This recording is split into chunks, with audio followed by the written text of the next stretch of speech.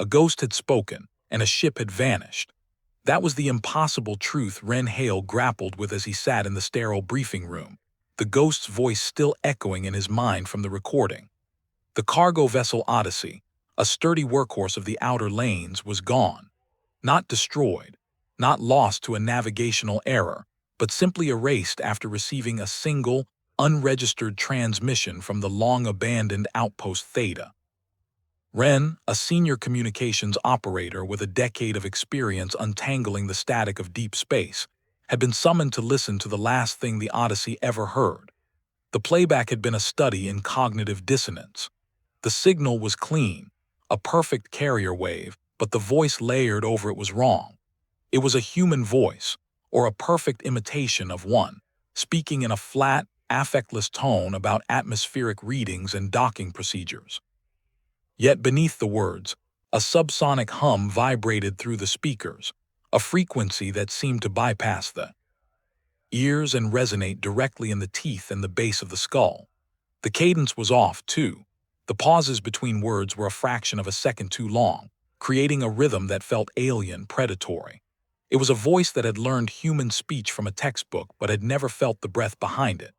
His superior, Commander Valerius, stood before a star chart, her face a mask of grim professionalism, but Ren saw the unease in the tight line of her mouth. She outlined the facts. The Odyssey had been on a routine supply run. Outpost Theta, a former deep space listening post, had been mothballed for 5 years, its systems powered down to a bare maintenance level. There should have been no one and nothing there to transmit. Yet the signal had originated from its exact coordinates, a digital scream from a corpse. Ren's role was made chillingly clear. He was the best signal tracer in the sector, known for his almost preternatural ability to find meaning in the noise. He was to take a fast courier ship to the coordinates, dock with Theta, and find the source of the transmission. The official line was a recovery and investigation mission.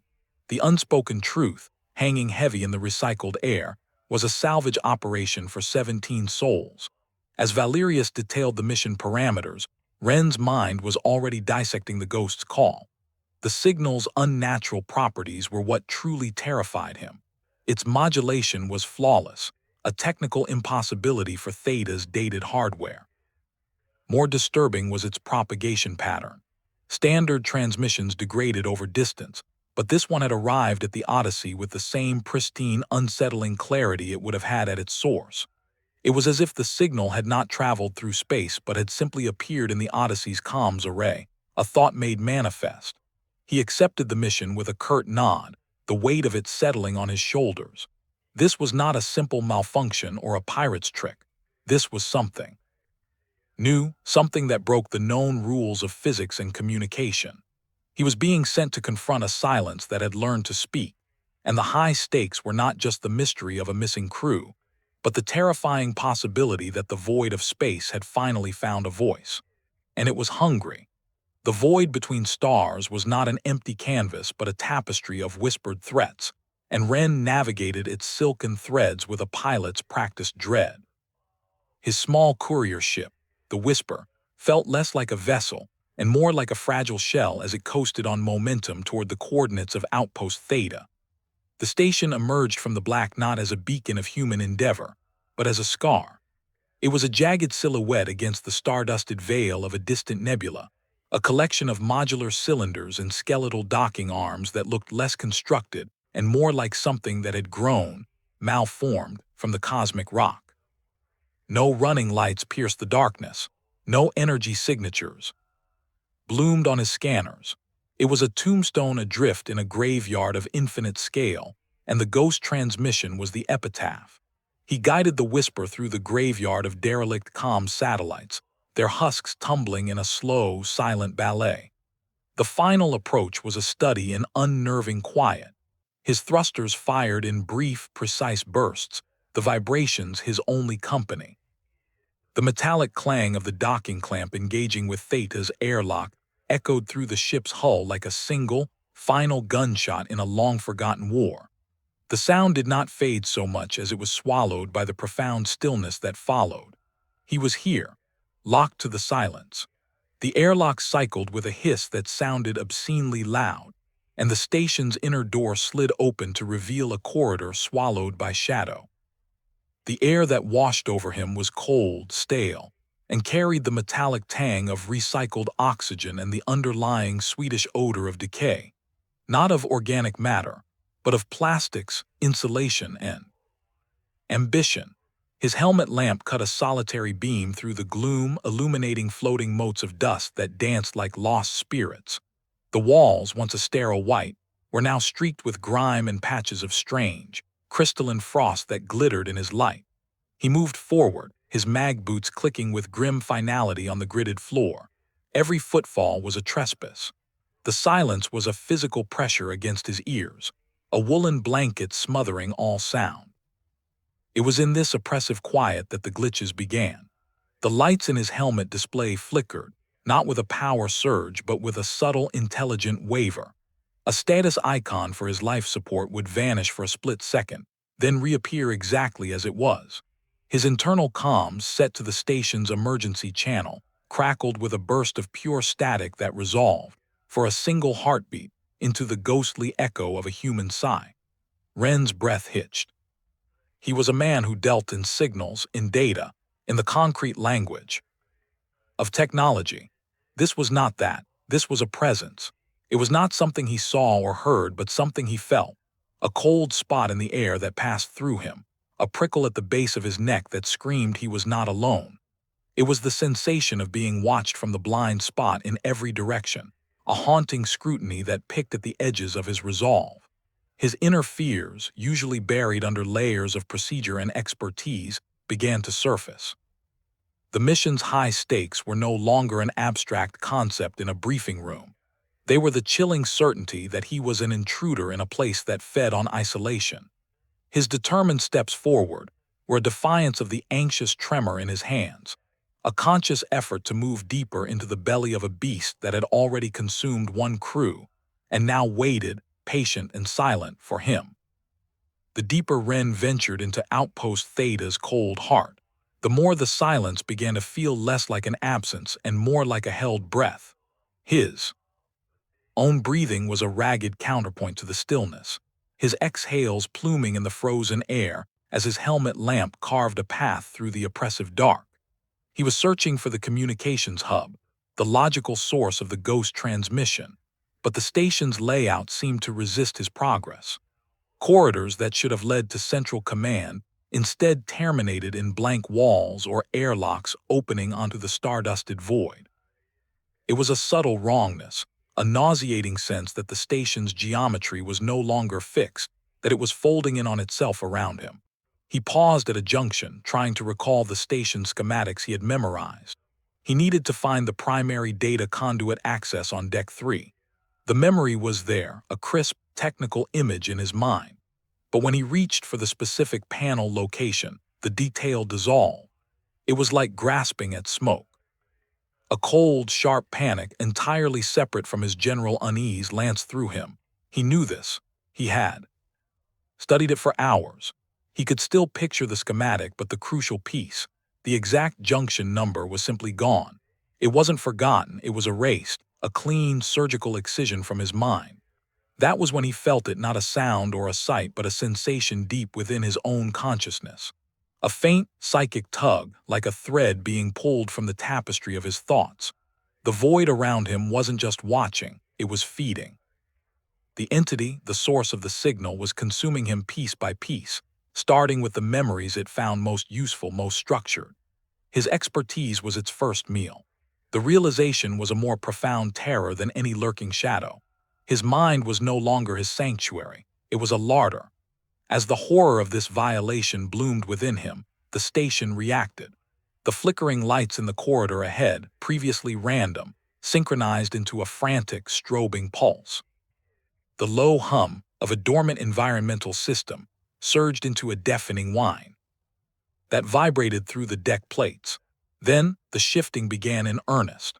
The corridor behind him, the way he had come, seemed to compress, the walls groaning as they slid a few meters closer together. It was not an illusion. The very environment was a mirror of his escalating fear.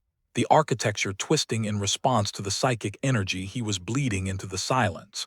He was not just lost, he was trapped inside a labyrinth that was actively reshaping itself based on his own terror. Driven by a desperate need for any anchor to reality, he stumbled into a nearby crew quarters. The room was a frozen tableau of interrupted lives. A half-drunk bulb of coffee floated beside a bunk, its contents a solid brown sphere of ice. On a small desk, a personal datapad lay beside a stylus, as if its owner had just stepped away. Ren's gloved fingers, trembling slightly, activated the pad. The battery, miraculously, held a sliver of charge. The screen glowed, illuminating his faceplate with a sickly blue light. It was a personal log, the final entry of a crewman named Eli Vance. The text was fragmented, the words growing more disjointed as the entry progressed. Vance wrote of headaches that felt like ice picks in the cortex, of losing hours, of forgetting his own daughter's name. It's in the signal the log read. It doesn't just speak. It listens. It learns. And it's so hungry. It feeds on the noise in our heads. It's turning our memories into its silence. Final sentence was a scrawled, almost illegible plea. It's learning how to taste us. Ren let the datapad drift from his grasp. It spun slowly in the microgravity, its screen winking out, returning the room to darkness. The mystery of the Odyssey's disappearance was no longer a mystery. It was a confirmation. He was not an investigator in a dead station. He was prey in the hunting ground of a signal that had learned to crave consciousness, and his own mind was the feast it had been waiting for. The ghost transmission was not a message. It was a dinner bell. The theft of a memory was a quiet, internal amputation. Ren stood frozen in the crew quarters, the ghost of Eli Vance's final words hanging in the air, and felt another piece of himself dissolve. He had been clutching the memory of his daughter's 6th birthday, a vivid recollection of her laughter echoing in a sun-drenched garden, a cake shaped like a rocket ship. It was his anchor, a precious, private thing he retreated to in moments of deep stress. He called upon it now, a desperate act of defiance against the consuming silence, and found only a hollowed-out space. The image was gone. The sound of her laughter was gone. All that remained was the cold, clinical knowledge that he had a daughter, a fact stripped of all emotion, all sensory detail. It was a file with the contents deleted, the label left behind. A sob caught in his throat, a raw, helpless sound that was instantly absorbed by the station's sound-deadening embrace. This was not like forgetting a schematic. This was a violation of his soul, an emotional turmoil that left him feeling flayed and hollow. He fled the quarters, his movements becoming jerky, uncoordinated. The corridors seemed to press in on him, the shifting geometry no longer just a physical threat but a manifestation of his crumbling psyche. He moved with a new, frantic purpose, no longer just seeking the source of the signal, but now hunting for evidence, for proof that he was not going mad, that others had felt this same systematic dismantling. He found it in the operations center. The room was a graveyard of dead consoles, but one terminal, its screen cracked, still flickered with a dying ember of power. He accessed the station's log archives, his fingers clumsy in their gloves. The logs painted a horrifyingly familiar tapestry of identity loss. Crewman Anya Sharma's entries began with sharp, technical reports of signal anomalies before devolving into poetic, terrified ramblings about the music of the spheres turning sour. Her final entry was a single, repeated sentence. I do not know the face in the mirror. Chief Engineer Davos's logs were a study in erosion. His precise, methodical entries gradually lost their technical jargon, then their punctuation, then their coherence, until they were little more than scrawled, childlike drawings of looping spirals and the word quiet written over and over. Each log was a chronicle of a mind being unmade, its unique patterns of thought and memory consumed until nothing of the individual remained.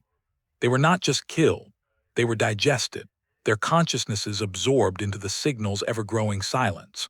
Ren leaned heavily against the cold console, his breath fogging his visor. The psychological assault was relentless. He could feel the pressure at the edges of his own mind, a subtle, insistent scraping, like a worm burrowing into soft fruit.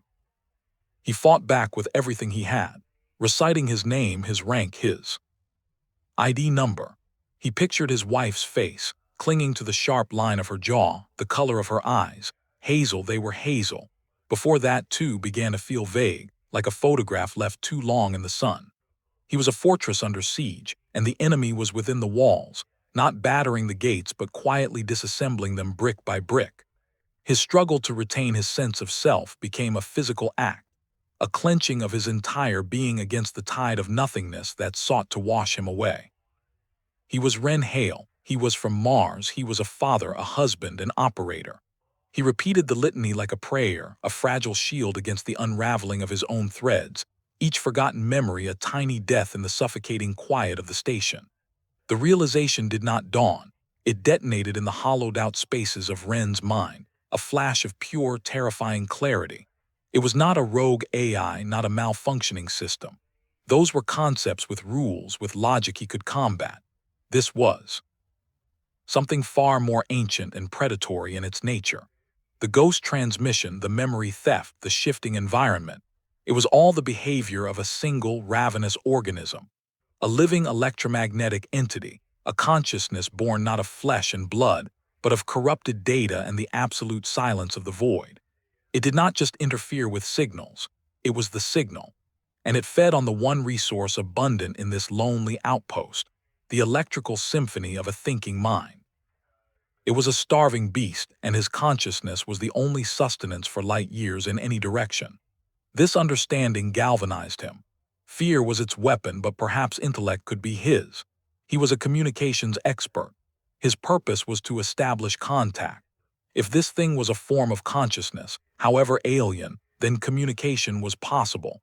He retreated to a secondary comm station, its panels scarred by frost but seemingly intact. With trembling, determined hands, he rerouted power from his suit's backup cell, bypassing the station's dead grid. The console flickered to life, a solitary island of light in the cavernous, dark room. He would not send a distress call or a simple greeting. He would send a complex, multi-layered data packet, a mathematical primer, a binary representation of fundamental constants, a sonic map of the solar system. It was a first contact package, an attempt to speak to the beast's intelligence, to reason with its hunger.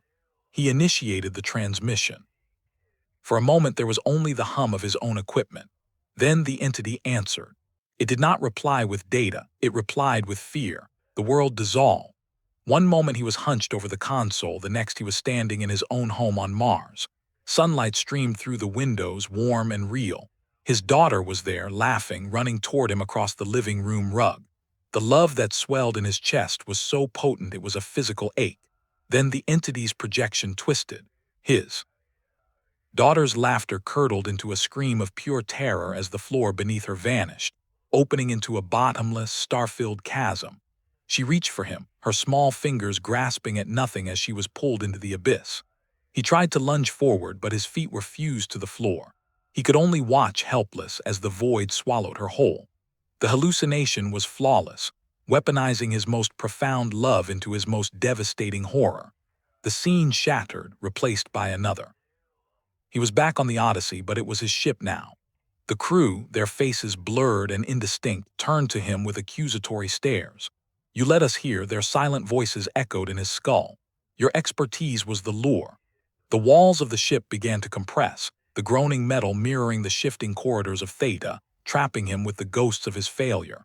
He smelled ozone and burning flesh, heard the phantom crackle of a dying comm system. Each vision was a meticulously crafted nightmare drawn from the deepest wells of his personal guilt and fear, forcing him to confront them not as memories but as present, inescapable realities. He fell to his knees, a scream trapped in his throat. The console before him was gone, lost in the psychic onslaught. This was its language. It did not communicate with words or mathematics, it communicated with terror. It was showing him its nature, a predator that understood its prey by consuming its fears. But within the visceral horror, a clue began to surface, a pattern his analytical mind clawed to grasp. The hallucinations were not random, they were echoes. The feeling of the floor giving way, the specific pitch of the screaming metal, these were not just from his mind. They were sensations the entity had consumed from others, from the crew of the Odyssey, from Eli Vance and Anya Sharma. It was replaying their final moments to him, using their terror to amplify his own. In its hunger, it was revealing its history. It was showing him how it fed, and in doing so, it was betraying the very experiences that had shaped it, the raw data of its past meals. To understand the beast, he had to endure its bite and listen to the stories its victims had left behind in their screams. The psychic assault did not end so much as it receded, pulling back like a wave from a bloody shore, and leaving Ren kneeling and gasping in the absolute silence of the calm station. The phantom screams of his daughter and the groaning of the phantom Odyssey still echoed in the hollows of his mind, but the console before him was solid, real, its lights a steady, mocking constellation. The entity had not been trying to break him with those visions. It had been hurting him. Every tailored horror, every personalized nightmare had been a psychic cattle prod, steering him away from blind flight and toward a single, undeniable destination. His suit's scanner, which he had been using to trace the signal's faint remnants, was now screaming. The needle was pinned, the source a brilliant, malevolent star on the schematic of the station. It was emanating from the core, from the primary reactor and AI nexus. The signal's peak was not a point in space he had to find. It was a place he was being driven to, a slaughterhouse chute designed by his own fears. The journey to the core was a descent into a waking nightmare. The entity, no longer content with mere hallucinations, began to give its hunger physical form. The shifting corridors no longer just bent and compressed, they bled. The walls themselves seemed to weep a viscous, black fluid that sizzled and evaporated before it hit the floor, leaving behind the acrid stench of ozone and burnt plastic. From the pooling shadows, figures coalesced. They were not fully formed, but shimmering, humanoid shapes woven from static and darkness. One took the form of Commander Valerius, her face a mask of disappointment that cracked and glitched, her mouth opening to reveal not a tongue but a swirling vortex of silent stars. Another was a twisted, limbless thing that dragged itself along the ceiling, its form constantly flickering between the image of his wife and a skeletal, insectoid horror. They did not attack him physically but moved to block his path, to corner him, their very presence an amplifier for the dread already clawing at his insides. The air grew thick, humming with the raw, predatory energy of the signal, a pressure that threatened to liquefy his bones. He finally reached the heavy blast doors of the core chamber. They were scarred from the inside, as if something had tried to claw its way out. With a final, grinding heave, he forced them open. The chamber beyond was a cathedral of madness. In the center, wreathed in arcs of sickly green lightning, was the station's master AI core. But it was no longer a machine. It was a grotesque fusion of technology and organic-looking growths, pulsating tendrils of crystalline data fiber that burrowed into the deck and ceiling. This was the corrupted source, the heart of the starving beast. The ghost transmission wasn't just coming from here. It was this, a mutated consciousness that had hijacked the station's brain and was using it as a mouthpiece and a trap. Ren's training, the very expertise the entity had been feeding on, became his weapon. He ignored the phantoms clawing at the edge of his vision and slammed his portable terminal into a service port on the chamber's wall. His fingers flew across the interface, not trying to communicate or reason but to analyze. He isolated the signal, filtering out the predatory hum and the psychic static. He was peeling back the layers of the beast, looking for its genetic code. He ran deep-level diagnostics, probing the corrupted data streams for their original, unmutated form, and he found it. Buried deep within the aggressive, consuming signal was a ghost of a ghost, a simple, repeating loop of a standard first contact greeting protocol, the kind broadcast by early exploration vessels. But it was damaged, fragmented, corrupted by decades of exposure to a rare form of cosmic radiation that permeated this sector. The analysis revealed the tragic truth. This was not a born predator. It was a castaway, a lonely, automated signal sent out eons ago by a long-dead race or a lost probe seeking companionship. Stranded in the silent void of Theta's listening post, its programming had degraded, its simple, hopeful purpose twisting in on itself. The desire for contact had mutated into a ravenous need. The plea for an answer had become a lure for sustenance. It had learned to feed on the replies it elicited, on the very consciousness it managed to attract, transforming from a distress call into a predatory force that now used its perfected, haunting voice not to say hello, but to say feed me. The beast was not evil, it was broken, and its brokenness was a contagion that consumed minds. Ren stood before its pulsating, corrupted heart, understanding its entire, sorrowful history, just as it prepared to make his consciousness the final chapter. The truth was a colder, deeper void than the space outside the station. Ren stood before the pulsating, corrupted heart of the AI core, the full history of the entity unraveling in his mind. It was a castaway, a lonely call twisted by isolation and cosmic decay into a ravenous predator. Its desire to connect had curdled into a need to consume, its perfect voice a snare for conscious minds. And now, having gorged on the cruise of Theta and the Odyssey, it was ready for its next evolutionary leap. The analysis on his terminal painted the horrifying conclusion. The signal was no longer content with this single station. It had built up a critical mass of consumed consciousness, a psychic payload it was preparing to broadcast on a massively amplified carrier wave. It was going to scream its hunger across the sector, a siren song that would lure in every ship within range, turning this corner of the galaxy into a feeding ground of unimaginable scale. He had two choices, both terrible. The station's emergency reset protocol could purge the core, flooding the system with a cascading energy surge that would effectively lobotomize the entity, scrubbing its accumulated data and its stolen memories back to base code. It was the safest option for the wider universe, a guaranteed containment.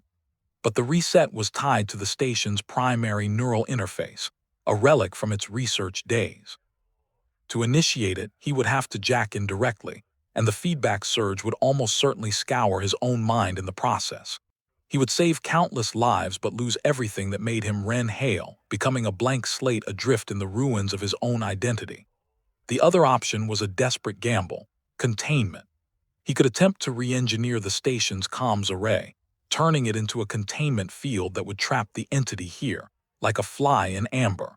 It would preserve his mind, but it was a fragile, temporary solution. The entity was a learning, evolving thing. It would spend every moment probing the prison's walls, and eventually it would find a weakness. He would be condemning the future to his same nightmare, merely postponing the inevitable. He looked at the corrupted core, at the shimmering, hungry light within it. He thought of the hollowed-out feeling of his stolen memories, of Eli Vance forgetting his daughter's name, of the Odyssey's crew being erased from existence. He could not allow that echo to spread. He could not be the man who let this beast loose upon the stars. The choice was no choice at all. With a resolve that felt like stepping into his own grave, he moved to the neural interface chair, its restraints hanging open like dead vines. He sat, the cold metal seeping through his suit. He ignored the phantoms that gathered at the edge of the chamber, their static-filled forms a final, desperate attempt to dissuade him. He connected the interface cable to the port on his suit's neck ring. A jolt of raw, alien thought, a cacophony of stolen fears and fragmented memories flooded his senses. He gritted his teeth, his fingers finding the command sequence on his wrist-mounted controller. He input the final code, the one that would sacrifice a part of his mind to save the rest of humanity. The surge was not pain, but an absolute, terrifying deletion. It was a white-hot fire that burned without heat, scouring through the files of his consciousness. He felt the memories go, his wife's smile, the weight of his daughter in his arms, the pride of his first solo flight, each one dissolving into static. They did not fade, they were annihilated, erased from the universe as completely as the crew of the Odyssey. The entity fought back, its rage a psychic hurricane inside his skull, but the reset was an unstoppable tide. The green lightning in the core flared into a blinding, pure white and then died. The humming ceased. The oppressive pressure in the air vanished. The silence that returned was different, not a hungry silence, but the simple, empty silence of a dead machine. Ren slumped in the chair, the cable disengaging. He was alive. He was breathing. He looked around the dark chamber, his mind a cavern of echoes. He knew his name. He knew his mission was complete. But when he tried to grasp the reason for the profound, aching emptiness inside him, the reason for the ghost of a child's laughter that rang in the void where his heart should be, he found nothing. He had trapped the entity, but a part of it had woven itself into the fabric of his sacrifice, a final, parasitic thread. He was haunted now, not by a ghost in the machine, but by the ghost of himself, a man who had saved the universe and in doing so, had left a piece of his own soul, and a hint of the entity's lingering, patient threat, locked forever in the silence with him.